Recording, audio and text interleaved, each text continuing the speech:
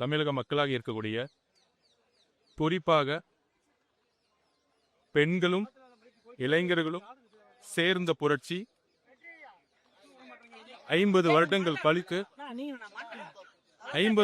கழித்து தமிழ்நாட்டில் ஒரு புதிய புரட்சி உருவாகிய நாள் இன்று.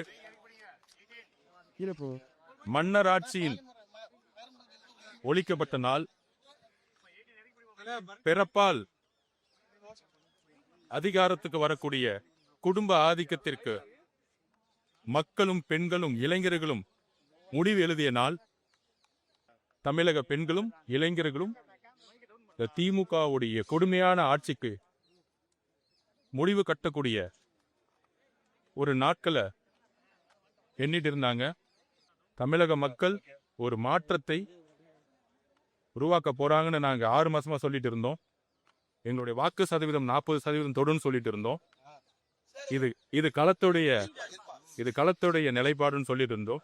எங்களுடைய தலைவருடைய ஆட்சி உறுதியாக ஏழைகளுக்காகவும் பெண்களுடைய பாதுகாப்பிற்காகவும் இளைஞர்களுக்காகவும் இருக்குங்கிற ஒரு அர்ப்பணிப்போடு எங்களுடைய ஒவ்வொரு பாதையும் நாங்கள் எடுத்து வைக்க போறோம்.